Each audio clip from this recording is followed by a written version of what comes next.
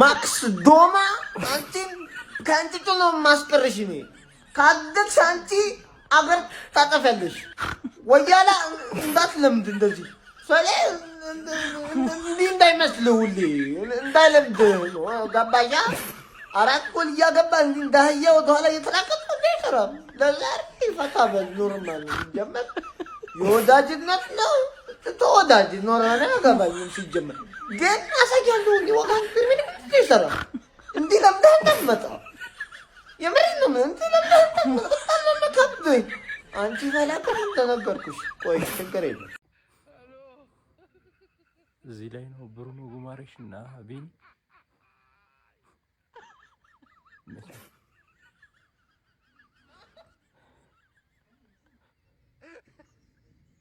ማን ምንድነው ማየው?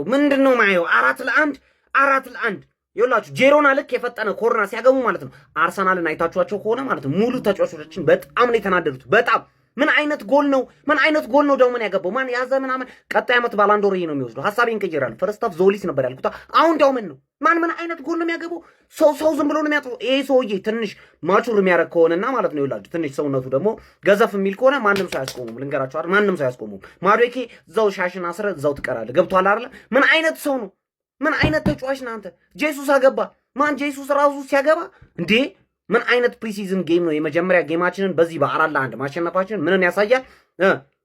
ሻምፒዮን እንደሆነ ነው የሚያሳየው። ምንድነው የምትለኝ? ሻምፒዮን እንደሚሆን ነው የሚያሳየው። ኮመንት ላይ እንደዛ ብለህ ጽፍልኛለህ። ምን አይነት ጌም ነው?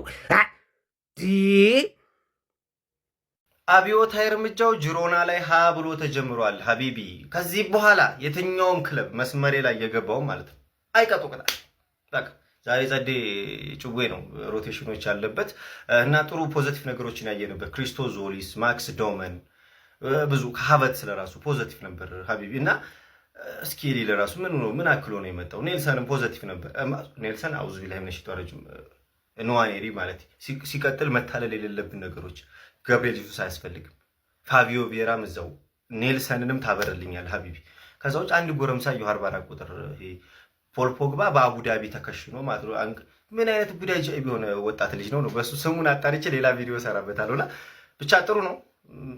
ሮቴሽኖችንም እያየ ነው። ከዚህ በኋላ ደግሞ አሁን ብሩኖ ጉማሬሽ ምናምን ሲጨመር ሌሎችም እነ ጋብርኤልም እነ ማርቲኔሊ ምናምን እንትን ይላሉና ጥሩ ጅማሮ ነው ያለው። ደስ ብሎኛል። ሐሳባችሁን ኮሜንት ላይ አስቀምጡልኝ። ይመቻችሁ። ምን አይነት የወረደ አርሰናልን የተመለከትነው እኛ ከአርሰናል ኤክስፔክት የምናደርገው የምንጠብቀውና የተመዘገበው ውጤት ለየቀል በጣም የተለያየ ነው። 4-1 ጄሮና 4 ጎል ብቻ ጭራሽ 1 ጎል ተቆጠረበት እና በጣም የወረደ እንቅስቃሴ ነው። ዞሊስ ግብ አስቆጥሯል። ካያቨርት፣ ማክስ ዶመን ጥሩ ተስፋ ሰጪ እንቅስቃሴ ግን እንደ አርሰናል ፕሪሚየር ሊጉን እንኳን ታውት አክቹሊ የሚታወቅ ነገር ነው። አውሮፓ ሻምፒዮንስ ሊግን ዶሚኔት ለማድረግ እንደዚህ አይነት ቡድን ነው። ፕሪሲዝን ነው አይኖ መስተካከል አለበት ምናምን ግን በጣም የወረደ ውጤት 4-1 እኔ ዘገነርስን ይገልጻል ብዬ አላስብም። እሱ ኤክስፔክት የሚደረግበት ያለበት ሌቭል እና ውጤቱ እንትን አይደለም የሚመጣጠን አይደለም ብዬ ነው ማስበው። ለማንኛውም ጨዋታውን እንደተመለከታችሁት ሐሳብ ነስታችሁን ኮሜንት ላይ አስቀምጡልኝ። አርስዬ ከመናፈቋ አንጀት ማራሷ ነው የምልህ አባቴ። ውይ ዛሬ ያየኸው አብዛኞቻችን ከሼባ ውጪ ዛሬ ተጫውቷል። ሁሉም ተጫውቷል አይደል? የሚቀጥሉት 38 የፕሪሚየር ሊግ ሳምንቶች እንደዚህ ነው የሚሆኑት። በቃ አንዳችሁ ትሸነፋላችሁ፣ ታለቅሳላችሁ፣ አንዳችሁ ታሸንፋላችሁ፣ ትላጣላችሁ፣ አንዳችሁ አቻ ትወጣላችሁ፣ ታለቅሳላችሁ። የሚቀጥለው ሳምንት ይገለባበጣል፣ አርሴ ያሸንፋል። በቃ ይሄ ነው 38ቱንም ሳምንት ሃይላይት ዛሬ አይተዋል ነው የምልህ። ገባህ አይደል? እርግጠኛ ነኝ ነው እሱ ስላለብህ መቋጠር አይቀርም ነው የምልህ። አንተም ከኔ እኩል ነው ናፈቀ አርሰናል ማለት ከኔ እኩል ቋጠሮ ናፍቀዋላ። ገባህ አይደል?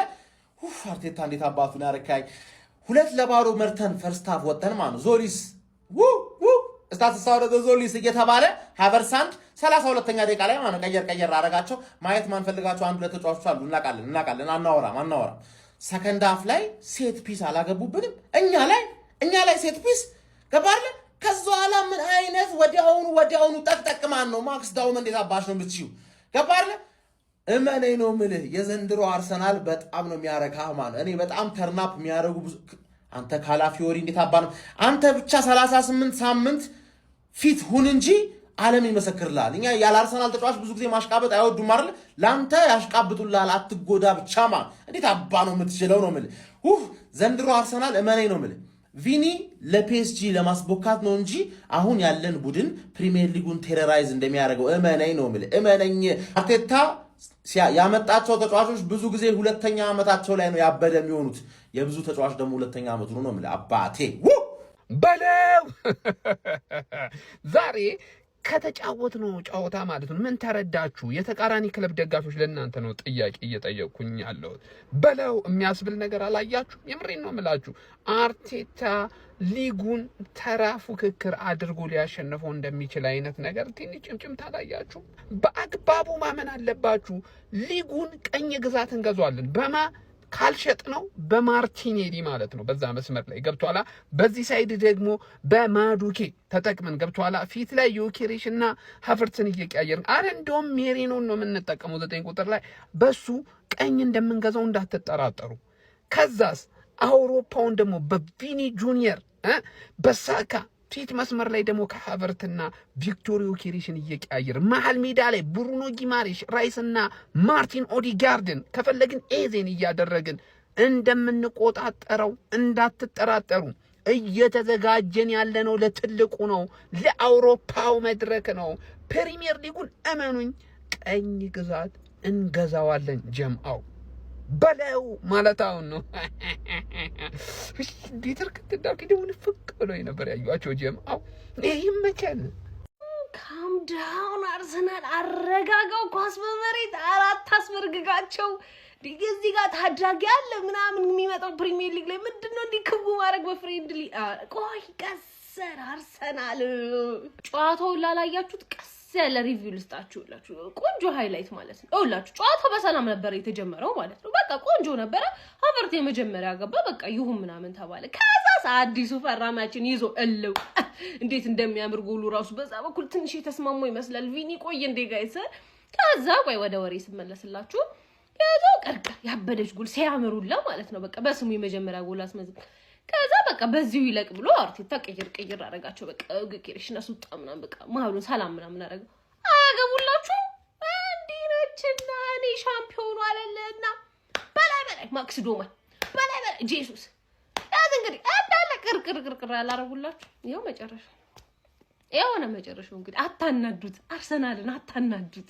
ፍሬንድ አይደል እንዴ ተወዳጁ እንጂ ሌላኛዋ ቅመም እየበቃ ፍክትክት እያለች የቆየችው ደግሞ ማክስ ዶማ ማለት ነው። ማክስ የሆነ ክለብ ብትሄድ ማለት ነው ማክስ ዶማ የሆነ ሰውን አስቀምጣ ዋንጫ ታመጣ ነበር ማለት ነው። እንዲህ ጎልና አሲስት በዛሬው ጨዋታ ብቻ ባስማ ሌላ ታሪክ። ቪን ዋይት ግን እስከ መቼ ነው አርሰናል ውስጥ የሚቆየው? እንዲሁ ለመረጃ ነው። እሺ ጋይስ ለመረጃ ነው። የተፈጠረ ነገር ኖሮ ሳይሆን ለመረጃ ይቆያል። ብዙ አለ። የፕሪሚየር ሊግ ሻምፒዮኖቹ አርሰናል ወደ ስራቸው ተመልሰዋል። ዢሮናን 4-1 አሸንፈው በቅድመ ውድድር ዘመን ዝግጅት የወዳጅነት ጨዋታ አርሰናል በስታዲየም ሞንቴሊቪ ዢሮናን 4-1 ያሸንፉ ሲሆን በጨዋታው በ40 ሚሊዮን ዩሮ በክረምቱ አርሰናል የተቀላቀለው አዲሱ መድፈኛ ክርስቶስ ዞሊስ መጀመሪያ ጨዋታው ጎል አስቆጥሯል። 16 ዓመቱ ማክስ ዶማንም 1 ጎል አስቆጥሮ 1 አሲስት አድርጎ ቀሪዎችን የአርሰናል ጎሎች ደግሞ ካይ ሃቨርስ እና ጋብሪኤል ጀሱስ አስቆጥሮ የዢሮናን ብቸኛ ጎል ደግሞ 50ኛው ደቂቃ ላይ ማርቲኔዝ ማስቆጠር ችሏል። አርሰናልም ዢሮናን 4-1 አሸንፏል። እንዴት አያችሁ? ታሰባችሁን ኮሜንት ላይ አካፍሉ። የፕላስ ምልክቷን ነካች ፎሎ ማድረግ እንዳትረሱ። 4 ጎል ፍትት 4 የያረብ ጨምራችሁ ነው እንዲወጣገቡት እንዴ? አረ ቀንሱት። ጄሮና እግር ኳስ እንትን ነው አይደል?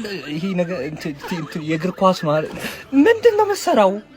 አልጫወትም ብትልስ መጀመር 4 እስኪገባ በአካዳሚ ልጆች 4 ይገባባል። አላቃቸውም።